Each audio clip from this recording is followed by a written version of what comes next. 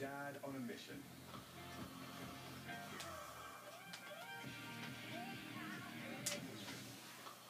And when she needed my help again,